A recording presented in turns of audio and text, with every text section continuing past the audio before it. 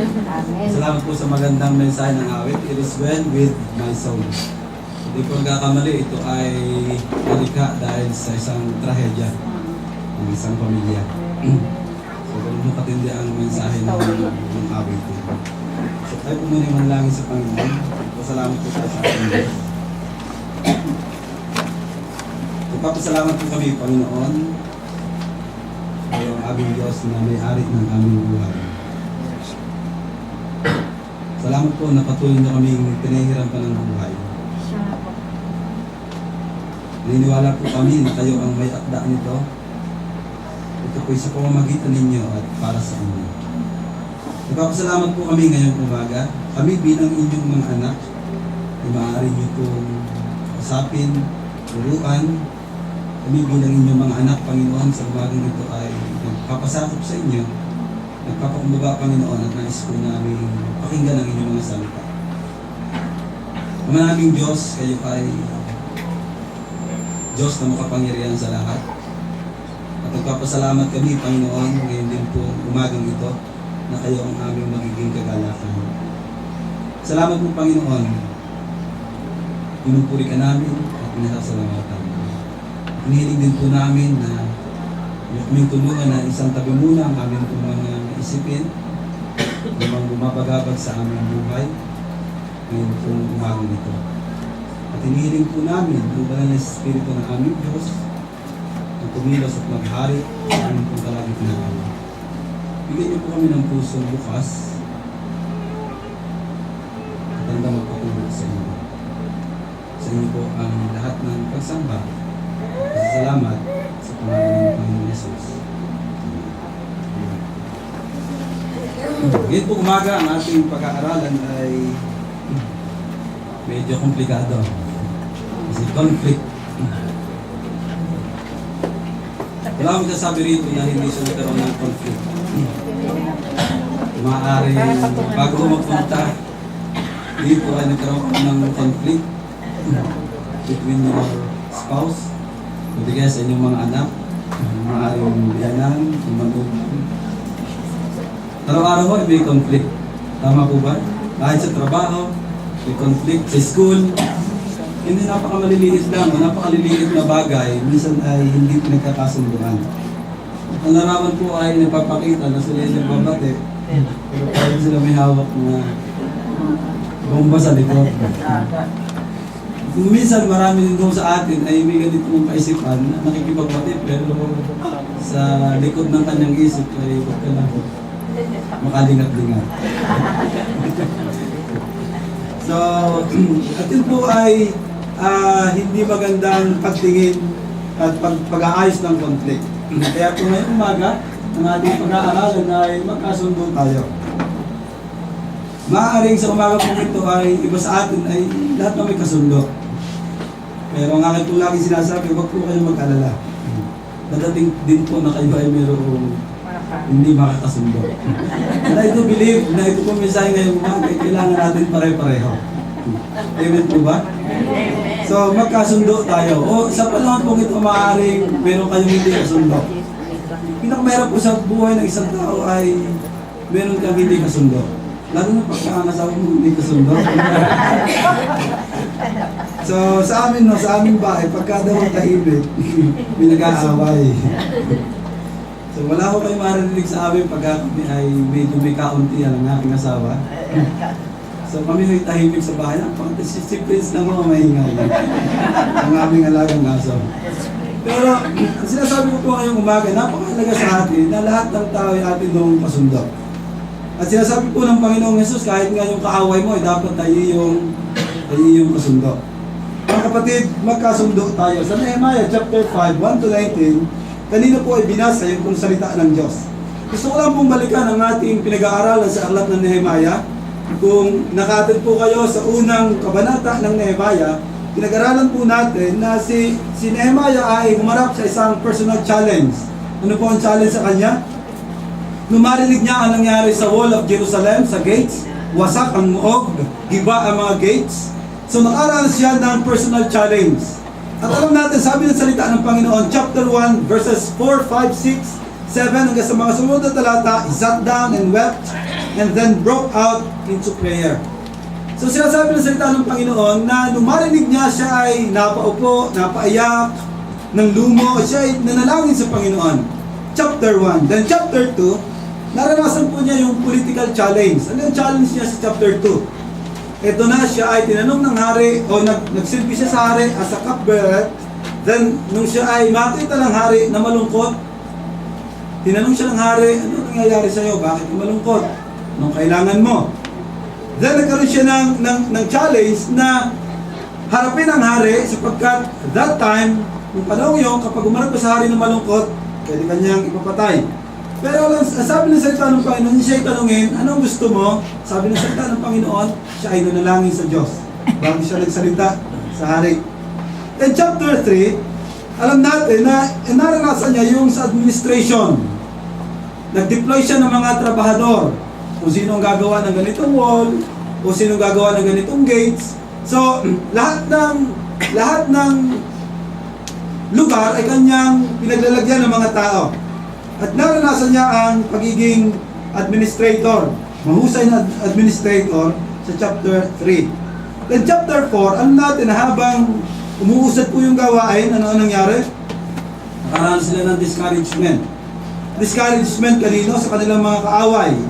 So, sila ay pinipigil o pinatitigil o gumagawa ng paraan ng kaaway para sila ay tumigil sa kanilang ginagawa. So, discouragement. Last 2 Sundays, if I'm not mistaken, tinalakay po natin, chapter 4, yung discouragement. So, kung paano lahat ng tao nakakaranas po ng discouragement, lahat din po naman ng tao nakakaranas ng conflict.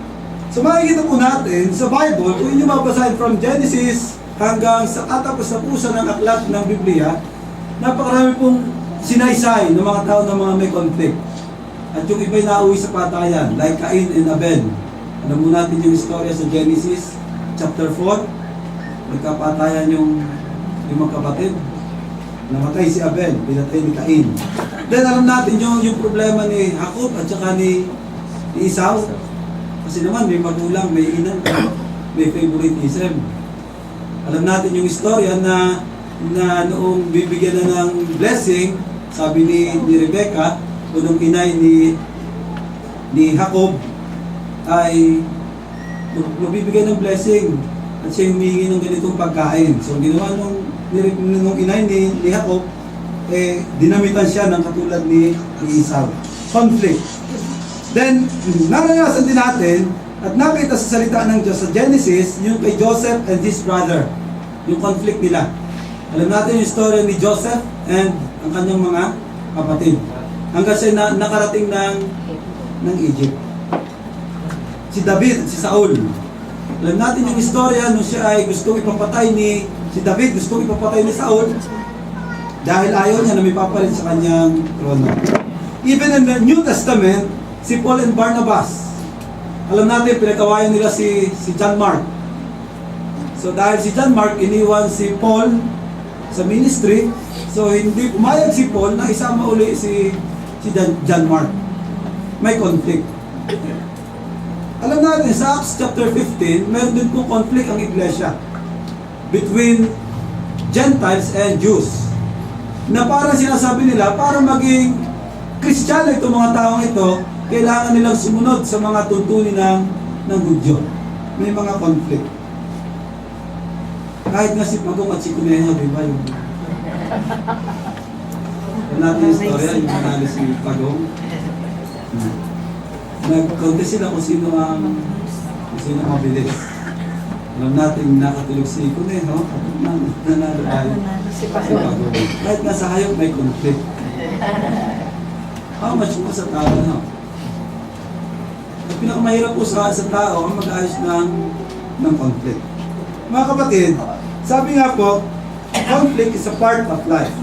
At bilang mga tagapanguna, bilang tao, nakakatiyak po tayo na darating ang relational conflicts. Relational conflicts. Lalo na po sa ating mga Pinoy, kasi lalo na pagka lahat ng pamilya mo ay nasa isang bahay, nandun ang lola, nandun ang kapitbahay, sa inyo na rin nakikikain, inyo na lahat. Isip, ating tingnan sa maghapon, napakarami yung nangyayaring conflict. Maaaring yung anak ni ganito, nag-away. Ikaw, inaway ka ng anak niya, no? So, kami-kabilahay conflict. Napakaraming conflict araw-araw sa ating buhay.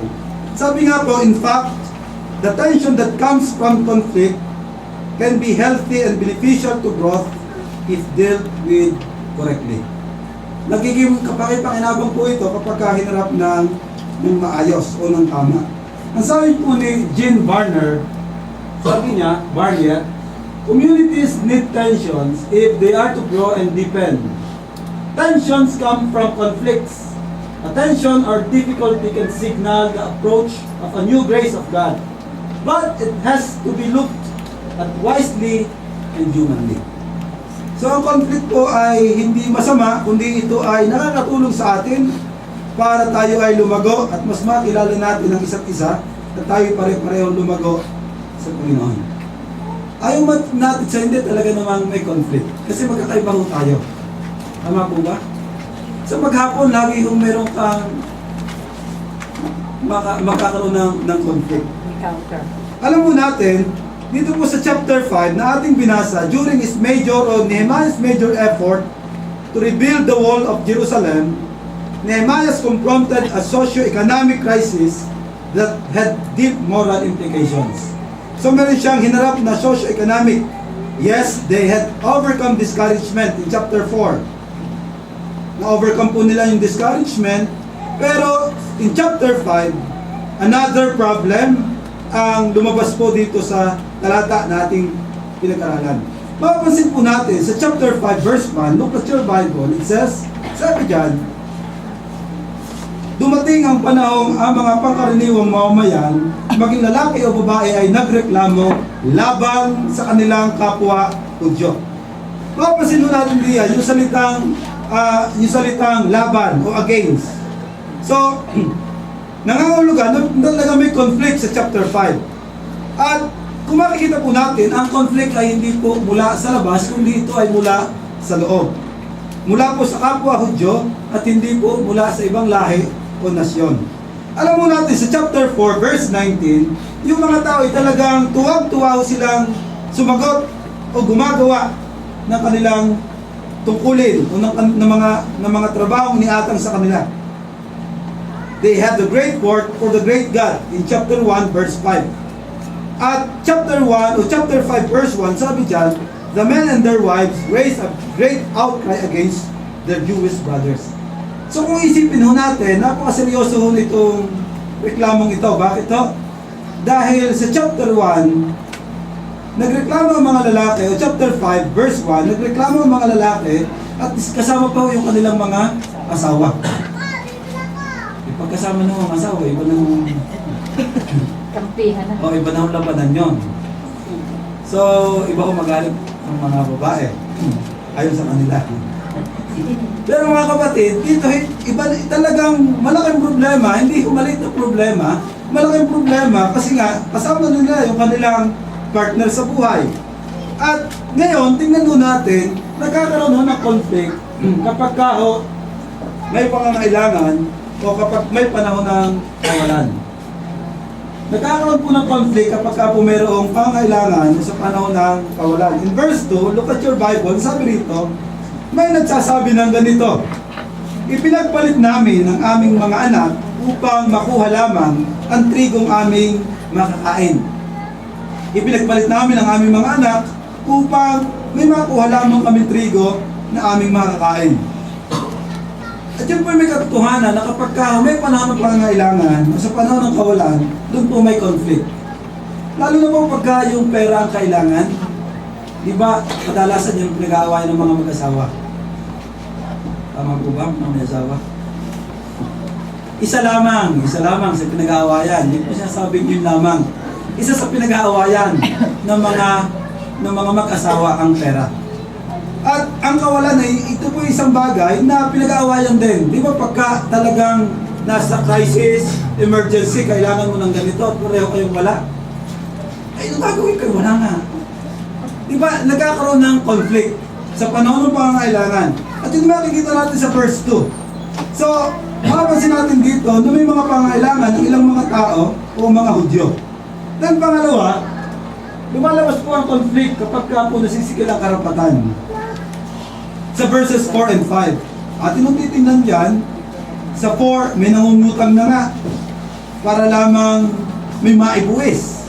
Then chapter 5, chapter 5 verse 5, makikita natin dyan na may mga nagbili na nga ng kanilang anak. Ipinagpalit na nga yung kanilang mga anak para lamang may makain, para maging alipin.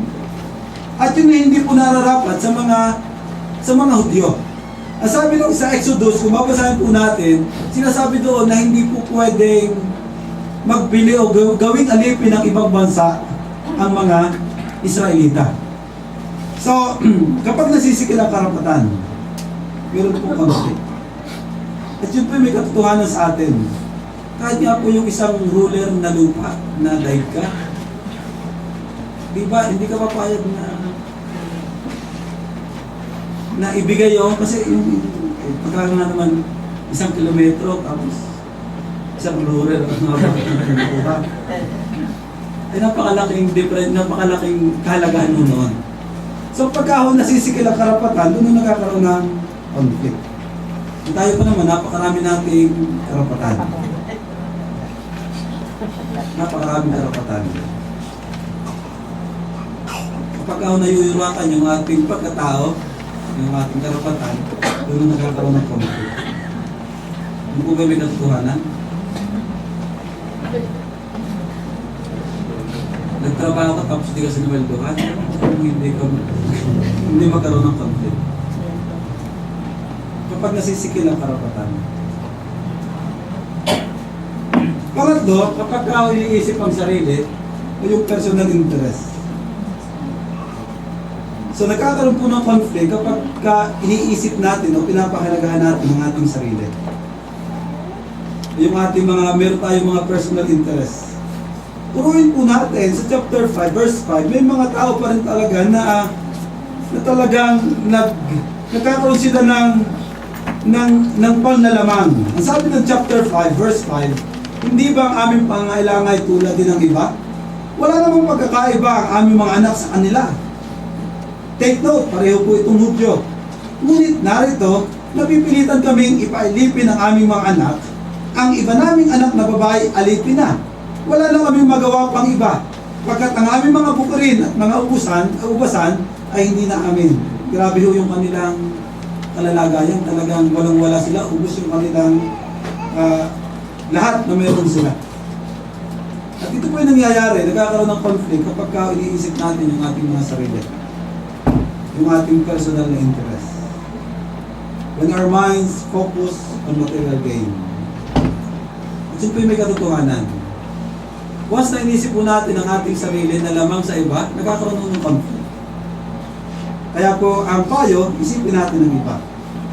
Nasabi po ni Larry Crabb, ang sabi niya, the difference between spiritual and unspiritual community is not whether conflict exists, but is rather in our attitude toward it and our approach to handling it. Wala akong pagkakaiba maliban sa attitude kung paano ito hinaharap at paano ito binamanage o hinahandle. Mga kapatid, ngayon po umaga,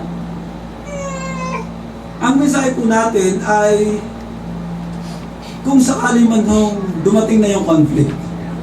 And I do believe, naniniwala po ako na talaga lahat naman tayo dumaraan na may conflict. Ang mensahe po ngayong umaga ay kapag ikaw ay nasa conflict na, may ka-conflict ka na. So ito po ang pwedeng gawin. Ito po yung mga hakbang na pwede natin gawin kapag po may conflict na lumabas sa ating pamilya o sa ating relasyon. Una, dapat po yung time-team na makinig. Time-team na makinig. Dapat kayo nilalakayan ng kaunti ang time niya. Listen carefully. Alam mo natin, sa chapter 5, verses 1 to 5, nakinig po ng mabuti at nalaman ni Nehemiah kung ano po naging problema itong mga Hudyo o ng mga Israelita. At napakalaga po ng pakikinig. Why? By this, we will know the problem and we will know the right information. So kapag po tayo nakinig na mabuti, malalaman natin ang problema, malalaman natin ang tumpak na impormasyon. And Nehemiah as a leader, at bilang isang kapwa Hudyo, siya po ay nakinig na mabuti sa daing ng mga people o ng mga tao. Sa daing ng mga tao. At yung pinapakahalaga ng pakikinig, sabi sa verse 1, lumaing ang ibang lalaki at ang mga asawa nila. Lumaing ang mga lalaki at maging ang mga asawa nila. Dito po sa chapter 5, verses 1 to 4 o 5, meron po tayong nakikita na ilang mga grupo ng tao na involved sa community crisis. Una, yung people who owned no land but needed food. Sila yung mga landless. Wala nang lupa, wala po maibili ng pagkain. Ang hirap ng kanilang sitwasyon. Yung pangalawa naman, ang uri ng tao na involved dito, ay yung landowners, may-ari ng lupa who had mortgaged their property in order to buy food. So isinanglalo nila yung kanilang ari-arian, yung kanilang lupain, para may mabiling pagkain. At yung pangatlo naman, ang uri ng tao, yung verse 4, another group complained that taxes were too high. Napakataas nung tax na hinihingi sa kanila. Dahil alam natin, that time sila po'y sakop ng Syria. So, they had to pay taxes. So, ang sabi ng salita ng Panginoon, ating binabasa sa chapter 5, 1 to 5, ito ay nangyari habang ginagawa nila yung pader. Walang makapagtrabaho. Then yung kanilang isa pang naranasan dito, yung exploiting others. Sa chapter 5, verse 5. Yung kahit nga yung kanilang mga anak ay ginawa ng mga alipin. Napakahirap ng kanilang sitwasyon. At sinasabi ko mga kapatid na ang isang pamilya ay sa aking pagbabasay 6 to 7 na kaban ang kailangan mong ihanda para mapakain ng isang pamilya, ng iyong pamilya sa loob ng isang buhay. 6 hanggang 7 kaban. So magkano yung sa ating bigas na yun? Kung 6 hanggang 7 kaban. Napakarami mo nun. So, at yun po ang kanilang kailangan i-prepare na food monthly. At para po sa iba mga kapatid, ang makinig sa daing ay isang mabigat na tungkulin. Yung ba'y totoo? Para po sa iba, ang makinig sa daing ay mahirap pong tungkulin. Iba-iba raw mo pagka daing at nakakain. Pero pag daing, medyo mahirap-hirap pong harapin. Bakit po? Sapagkat ito ay nangangailangan ng tiyaga at pagmamahal. Nangangailangan ito ng oras at pakikitama o pakikiramay. Kaya po napakahalaga ng pakikinig. Ang sabi ng Santiago chapter 1 verse 19, tandaan niyo ito, mga kapatid kong minamahal, matuto kayong makinig, tandaan sa pagsasalita, at huwag agad magagalit. Matuto makinig. Ang sabi po ng isang quotation, the word listen contains the same letters as the word silent. Minsan kung mayroon pong gawin ay makinig. We all have 2 ears and only 1 mouth to listen twice as much as we talk. Listen more than talk. Mahalaga po talaga ay makinig.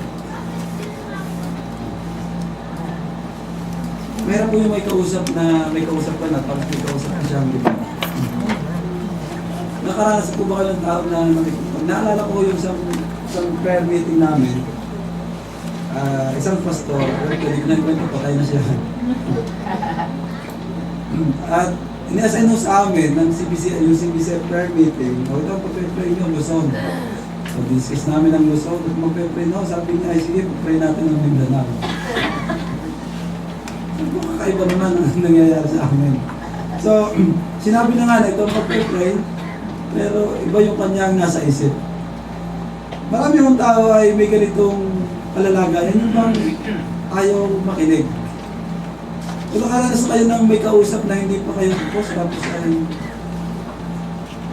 nagsasalita na at binabarala yung iyong sinasabi. Mahalaga po ba kayo, mga kapatid, yung time team na pakikinig. Actually, ang time team na pakikinig ay ginawa ni Nehemiah At kung tayo may mga ka-conflict, mahalaga rin po na pakinggan natin yung sinasabi ng ating ka-conflict. Time team na makinig. Pangalawa na dapat natin gawin na hakbang ay bantayan ng damdamin. Mahalaga po na bantayan ng damdamin. Sa chapter 5, verse 6, ang sabi dyan, sa chapter 5, verse 6, labis akong nagalit nang marinig ko ang hinaing nila. Labis akong nagalit nang marinig ko ang hinaing nila. Kapansin-pansin po na talaga namang kagalit-galit yung nangyayari. Bakit? Dahil isipin po natin, kapwa Hudyo, mga kapatid, and yet dinadaya nila. Mas masakit itong isipin na, di ba, sa kapulungan ng mga mananampalataya, kung tayo ho ay dinadaya ng ating kapwa mananampalataya, di ba, ang sakit po sa damdamin. At ito ang nangyari sa mga taong ito. Kaya po sa chapter 5, verse 6, sabi doon, nung marinig ito ni Nehemiah, labis po siyang nagalit. Nehemiah got very angry when he heard these complaints. And some think that all anger is wrong. Hindi naman masama ang galit. Actually, ang galit ay emosyon ng tao. At hindi ho natin pwedeng pigilan sapagkat ito ay emosyon. Ang nagiging problema lang ho, kapag ka ho naging pangit ang paglalabas ng galit. Sino sa ating hindi nagagalit? Sa inyo na kumititira. Lahat ho talaga nagagalit. At alam mo natin, di ba sa Ephesians chapter 4, binanggit ho doon na kung magagalit man kayo, iwasan ninyong magkasala. Agad pawiin ninyo sa inyong puso ang galit. Huwag niyong hayaan malubugan ng araw. Alam mo natin, sa Mark chapter 3, verse 5, si Jesus ay nagalit din po sa katigasan ng puso ng mga Pariseo. Pero hindi ho siya nagkasala. Hindi siya nagkamali. Mahalaga po sa atin, kung tayo may mga conflict, even may mga inaayos na conflict, maganda rin yung bantayan ng damdamin. May mga pagkakataon na kung tayo nakikinig, di ba? Tapos ang nangyayari, pagkaaway mo rin yung ikinukwento, dalawa na kayong magkakampi. Tapos mamaya, may nakausap na naman, pag-usap na naman kayo, so tatlo na kayo magkakampi, isa na yung kalaban. At hindi nyo naman malayan, 4 na kayo, 5 na kayo, kawawa naman si kapatid. Nag-iisa-isa na. Mahalaga po na kapag tayo, kaya napakalaga yung pakikinig. At napakalaga rin po na kung tayo nakikinig, dapat kung binabantayan din natin yung ating damdamin. At wala akong pwede magbantay dyan, maliban sa inyong sarili. Bantayan ang damdamin. Mga kapatid, sabi ng isang quotation, control your anger because it is just one letter away from danger. From danger. So control your anger. Control your anger. Control your anger. Salamat na tayo pare-parehong Kristiyano. Napakalaki ko ng kumbaga ay pagkakataon sa atin na kung tayo magagalit ay hindi magkasala. May mga pag nagagalit talagang kumukuha na ng kung anong matalas na bagay at matibay na tali at kung ano na ho ang dinadampot. Yung iba ay talagang umaalis at hindi na maintindihan kung saan napunta. Yun ay dahil sa hindi nakukontrol yung emotion. Kaya napakahalaga ipantayan ang damdamin. Again mga kapatid, hindi ho masama ang magalit. Pero kailangan ng bantayan ng damdamin. Control your emotion. At yun po ang ginawa ni Nehemiah. Pangatlo, na hakbang. Masabi rito, a moment of patience is a moment of anger saves 1,000 moments of regret. The strongest among men is not he that fights everybody, but he that learns to control his anger. Mahalaga talaga po ang pag-control ng ating mga damdamin. Time team na makinig, bantayan ng damdamin. At pangatlo, mag-isip na mabuti. mag-isip na mabuti. Sabi nga po sa seminar ng ating nakaraan yung sa couples, ang taong galit ay bingit. Ang taong galit ay bingit. Hindi kanyang pakikinggan. So, chapter 5, verse 7, ang sabi na salita ng Panginoon, pinag-isipan kong mabuti ang kalagayan nila. Chapter 5, verse 7, pinag-isipan kong mabuti ang kalagayan nila. Yes, while Nehemiah was very angry, in verse 7 says that he took the time to ponder the charges before he accused the nobles and the officials. Nasabi po sa English Bible puts in this way, I mastered my feelings. Sa Hebrew po, kung ating babasahin, ang pagkakabanggit po doon, it literally means, my heart consulted within me. Instead of just going off on the people in the heat of the moment, nanahimik po si Nehemiah, nag-isip siya mabuti, huminga siya ng malalim, at nag-isip ng ilang panahon. He did what Proverbs 16:32 says, and sabi doon, it is better to be slow-tempered than famous. It is better to have self-control than to control an enemy. Chapter 4, verse 23 ng Kawikaan, sabi doon, ang kaisipan mo'y ingatang mabuti at alagaan, pagkat iyan ang siyang bukal ng buhay mo tinataglay. Mabuting mag-isip po tayo kapag tayo ay may mga conflict. Pero problema, hindi ko tayo nakakapag-isip doon. Pagka ako yung galit na galit ka na, mahirap po mag-isip. Kaya mahalaga po na tayo makinig. Mahalaga rin po na tayo ay nagbabantay ng ating damdamin. At pangatlo, napakalaga po na tayo ay nag-iisip din ng mabuti. Nehemiah stopped, cooled off, thought and prayed things through, and only then took action. Lalo tigit po sa mga leaders, napakalaga po na mag-isip ng mabuti. Mag-isip ng mabuti. Ang isipan mo ay ingatang mabuti at alagaan, kapag yan ang siyang buhay, ang buhay mo. Ang sunod po mga kapatid at pang-apat ay umakbang ng may karunungan. Umakbang ng may karunungan. After thinking things over, Nehemiah decided to publicly confront the people who selflessness and had created the strife. Alam mo natin na sabi ng chapter 5, verse 8, verse 7, pinag-isipan kong mabuti ang lahat ng ito, at pagkatapos sabi niya, hinarap niya ang mga tao, o hinarap niya ang mga involved doon sa problema. Nasabi ng chapter 5, verse 7, pinuntahan ko agad ang mga pinunot opisyal. So yung kanyang hakbang po ay hindi padalos-dalos, kundi ito'y kanyang pinag-isipang mabuti. Sabi nga, una, kinausap niya ang mga involved ng mga tao. Hindi ho yun agad na kung sino-sino ang kanyang kinausap. Yung involved sa problema. At magandang maalala rin po ito sa ating mga kapatid na kung may problema, malaga po sa lahat ay kausapin kung sino yung involved na tao. Nangyayari sa atin, nagiging minsan chismis na lang yung problema o conflict natin.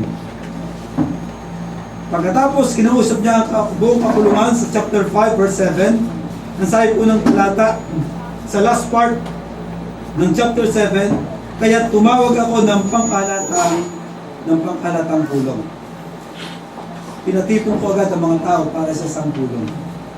Alam mo natin, si Nehemiah ay isang napakahusay na leader. Bakit to? Kasi yung kanyang ginawang hakbang ay meron din ng karunungan. Sa chapter 5, verses 14 hanggang 19, mababasa ko natin dito yung kanyang ginawa. Ano yung kanyang ginawa? Chapter 5, verse 14, dahil dito ay inilagay akong gobernador ng Huda, at mula ng ika-20 hanggang ika-30 taon ng paghahari ni Artahernes, ako at ang aking kasambahay, ay di na kumuha ng pagkain na ukol sa gobernador. Ang mga dating gobernador sa Huda ay nagpahirap sa mga tao. Humihingi ng pagkain, ng alak, bukod pa ang 40 pilak o putol na pilak. Maging ang mga katulong nila ay humihingi rin at nagpapahirap. Ngunit di ko yun ginawa sapagkat ako'y natatakot sa Diyos. Inubos ko ang aking lakas sa paggawa ng noob sa tulong ng aking mga tauhan. Hindi ako naghangad, nid kapalad na lupa, Ako'y lagi may pangod, may panawing Hudyo, at mga pinuno, gayon din ang mga taga-ibang bansa na hindi kukulangin sa 150. Ang handa kong pagkain araw-araw ay isang toro, 6 na tupa, mga manok, at tuwing ika-10 araw ay naglalabas ako ng inimbak na alak. Sa kabila ng lahat ng ito, hindi ko pa rin kinuha ang pagkain na uukol sa gobernador sapagkat ang mga tao ay totoong nahihirapan. Yung kanyang ginawang hakbang ay talagang mayroon din karunungan na yung mga tao, yung mga na dating gobernador, kumukuha sila ng kanilang parte, pero siya ay hindi. At kung atin titingnan, yung kanilang ginawa sa kanilang tahanan, yung talagang lagi yung anay pesta. Napakarami nung pinapatay lagi ng mga nahayop at pinakakain niya sa kanyang mga bisita at mga tauhan. At yun po hindi niya kinuha sa mga tao, kundi ito'y kanyang sariling initiative. Napakagandang hakbang na kanyang ginawa, mga kapatid. Alam mo natin, sa chapter 12, verse 10, kung atin nung titingnan, verse 10, ang nagigipit nating mga kababayan ay pinahiram ko ng mga salapi at pagkain, gayon din ang ginawa ng aking mga kamag-anak at mga tauhan, huwag na natin silang pagbayarin sa kanilang pagkakautang. Sa ibang salin, ang pagkakasabi dyan ay huwag na natin silang pabayarin ng kanilang mga interest. Mga kapatid, napakaganda ng ginawa ni Nehemiah. Hindi siya nagkaroon ng personal interest. Napakaganda ng ginawa niyang paghakbang para ang mga tao ay kanyang maabot. Kaya naman ang kanyang panalangin sa chapter 5 verse 19, alalahanin mo ako, Yahweh, sa lahat ng aking ginawa sa mga tao. At sa atin yung pag-aayos ng problema, at kung tayo may problema sa ating mga buhay, may mga conflict, mahalaga rin po na tayo ay humakbang ng may karunungan. Huwag mong padalos-dalos.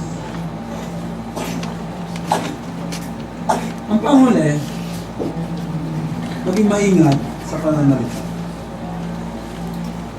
Maging maingat sa pananalita. Katotoo lang po, hindi madaling magsalita, lalo na tayo ay magtutuwid ng isang tao. Kasi lagi ko tayo magsasaalang-alang ng damdamin. Pero ito isang bagay na kinakailangan gawin. Pero napakalaga po ng maingat na pananalita. At alam mo natin, paano nagsalita si Nehemiah dito sa chapter 5. Una, mapapansin natin na nanawagan siya ng mayroong pag-ibig. Si Nehemiah ay nanawagan na mayroong pag-ibig. Verse 7, nasabi po dyan, sa verse 7, pinagpas siyang kunghapi ng mga pangulo at tagapamahala ng mga tao at sinabi ko sa kanila, inalipin ninyo ang inyong mga kapatid. So yun sa kanila, sabi niya, Nehemiah reminded them that they were robbing their own countrymen, not the Gentiles. He uses the word brother sa 4 na pagkakataon sa kanyang speech. So napakahalaga po ng kanyang sinabi. Sabi niya, pare-pareho naman tayong Israelita, pare-pareho naman tayong Hudyo. Sa atin, pare-pareho naman tayong mga anak ng Diyos. So ang panawagan po niyang ginawa ay meron ng pag-ibig. Pangalawa, ipinaalala niya yung layunin ng Diyos, yung dakilang layunin ng Diyos. Ano ang layunin ng Diyos?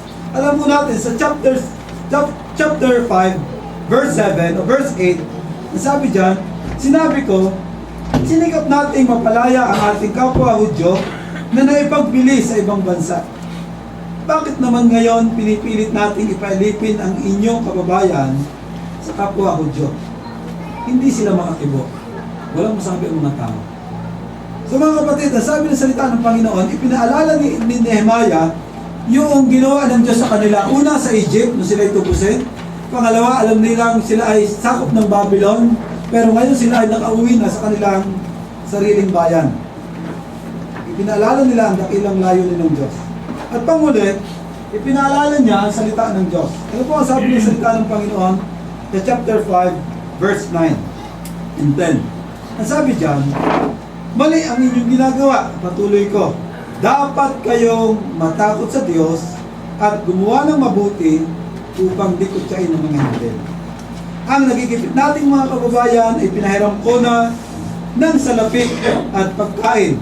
Gayon din ang ginawa ng aking mga kamag-anak at mga tauhan, huwag na natin silang pagbayarin sa kanilang pagkakautang. Nasabi ng verse 9, dapat kayong matakot sa Diyos. Ang ginawang pananalita ni Nehemiah, ayon sa salita ng Panginoon, ang kanyang ginamit ay walang iba rin kundi salita ng Panginoon. Alam niyo na, dapat itong mga Israelitang ito ay maging parang lights, salt and light sa lugar na kanilang ginagalawan. Pero nangyari, sila pa yung nagpapahirap sa kanilang kapwa Hudyo. Maging maingat sa pagsasalita.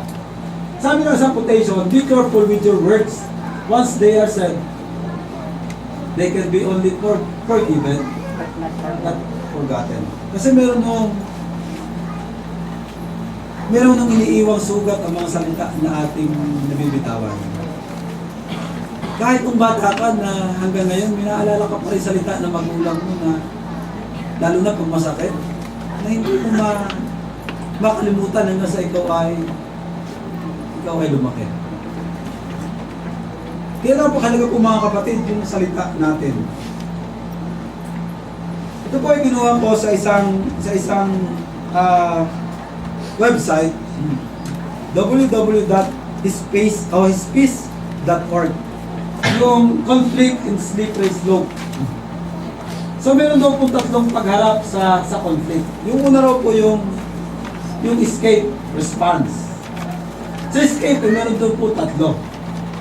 Yung una ay tatakasan mo, run away. So run away, pretend the conflict doesn't exist.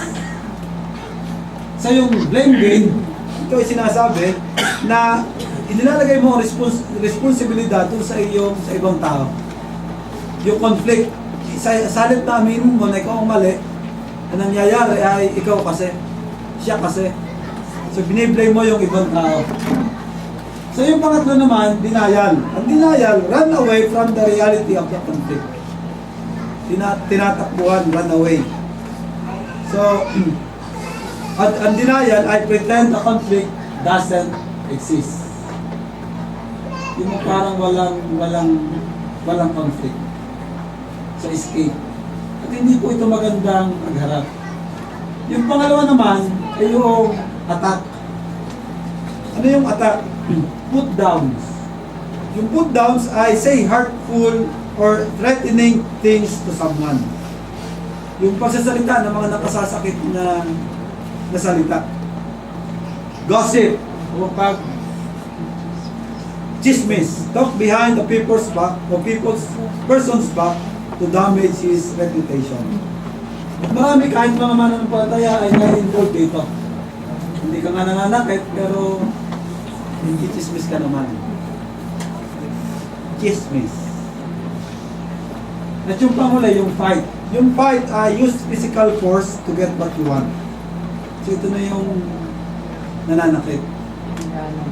Hindi ito nakakatulong sa pagharap sa conflict. Yung attack at saka po yung escape.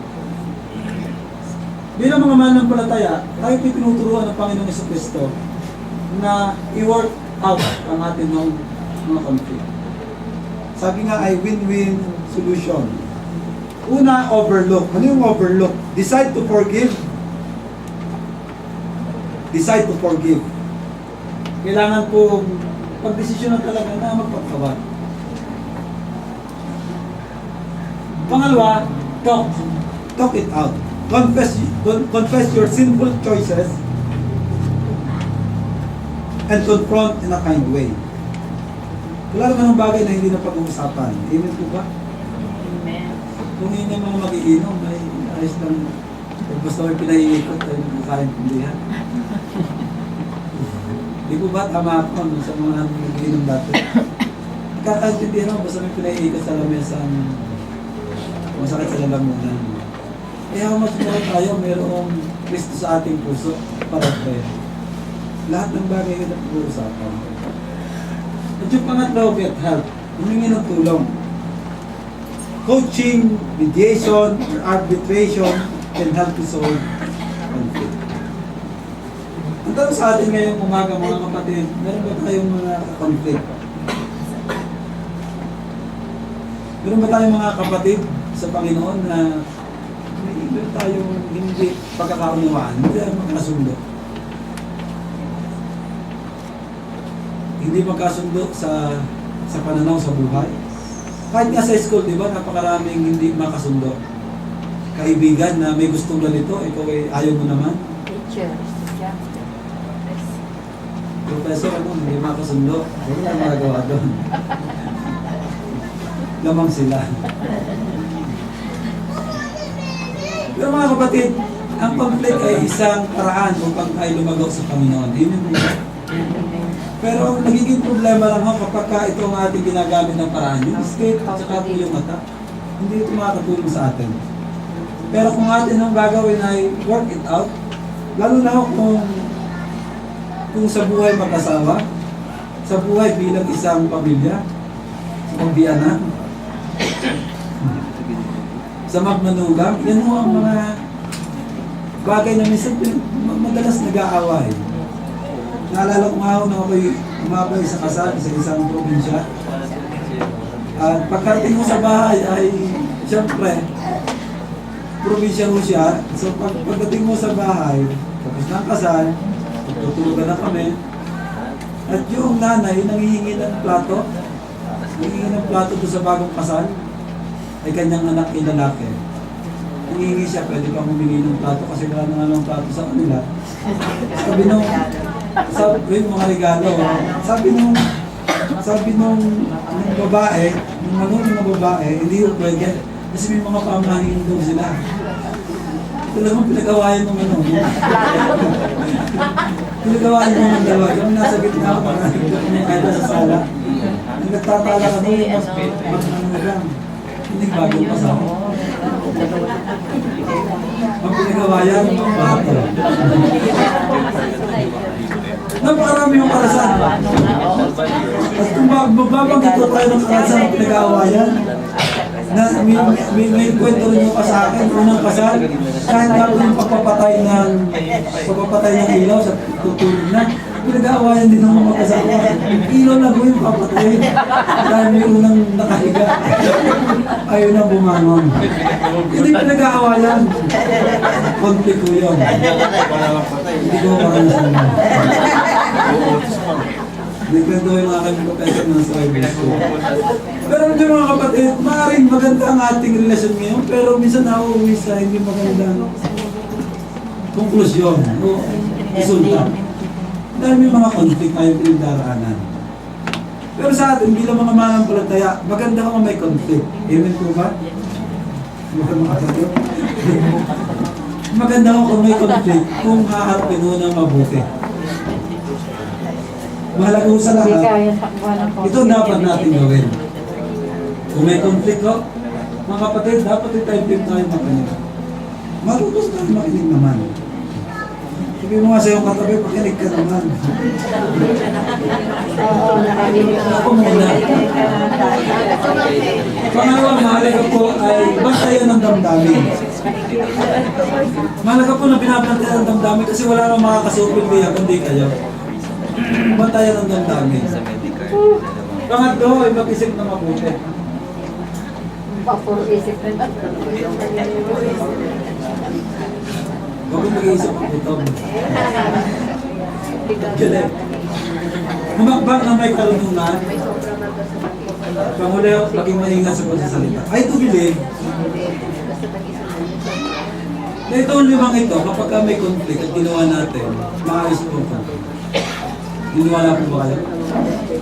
Hindi ko kayo sasablay sa pamangkaya natin. Alin man ho dito ay mawala, nagkakaroon na ng problema. Pero kung itong package na ito na gagawin natin, yung may conflict, ano man ang relasyon na meron kayo, basta tamang relasyon, hindi yung outside na relasyon, basta tama ang relasyon, ang gagawin ho natin doon kung may conflict, maayos ho ang lahat. gusto ko po kayong i-challenge kasi yung sabi po noong chapter 5, verses 11 to 13, natutuwa po ako sa sagot ng mga Hudyo, ng mga Israelita. Tingnan nyo natin, yung chapter 5, verse 11 to 13, at dito po ako magtatapos. Sabi ng salita ng Panginoon, ngayon day, ibalik ninyo ang mga putirin at ubasan sa mga utang o sa mga may utang sa inyo. Pati ang kanilang mga olibo, tahanan, ang kinita, mga inani, bagong alak at langis. Verse 12, look at your Bible, it says, ibabalik namin iyon sa kanila. Ang ganda ng tugon ng mga Israelita. At wala na kaming hihingin. Tuto pa rin namin ang iyong sinabi. Tinawag ko ang mga saserdote at sa harap nila ay pinanumpa ko sila at tutok din ang kanilang mga pangako. Ipinagpag ko ang aking kasuotan at sinabi ko, ganyan nawa ang gawin ng Diyos sa mga ari-arian ng mga taong hindi tumupad sa kanyang pangako. Ipagpag din siyang tulad nito at magpahirap. Ayon po sa kanilang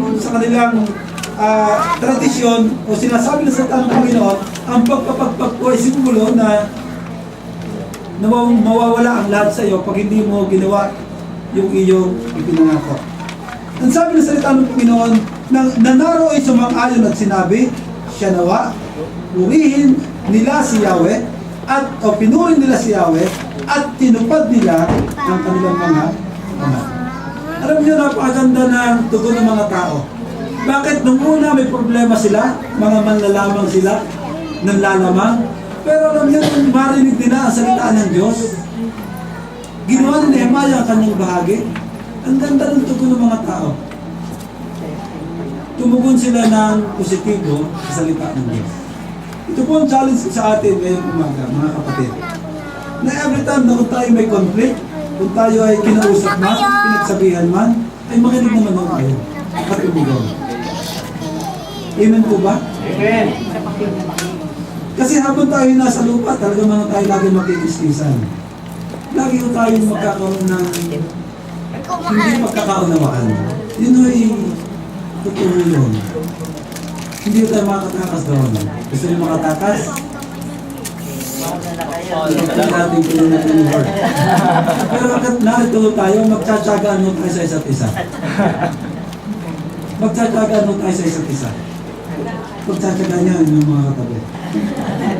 So mga kapatid, ang challenge ko po ngayong umaga, kung tayo may mga conflict sa school, sa trabaho, sa bahay, saan man po ang ating mga relasyon, anumang relasyon meron tayo, ayusin mo natin gamit ang mga hakbang. Panginoon, nagpapasalamat po kami sa inyong misa. Ang 5 hakbang na ito, Panginoon, ay posible dahil ang Panginoong Jesucristo ay nasa amin.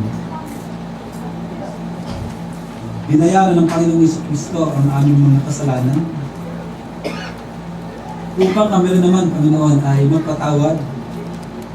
Tinanggap kami ng Panginoong Jesucristo upang kami rin naman ay matutong tumanggap sa mga tao. Hindi lamang kanais-nais, maging mga taong hindi kanais-nais. Lord, tulungan niyo po kami na huwag naming ikahon ang aming mga kaisipan, ang aming puso. Tulungan niyo po kami, Panginoon, na huwag naming ikahon ang aming damdamin, Panginoon, sa isang paniniwala. Bigyan niyo po kami ng pusong bukas, pusong handa magpatuwid, pusong handa magpatuloy. Araw-araw sa aming buhay. Panginoon, maaaring sa umagang ito, iba sa amin wala namang ganitong problema.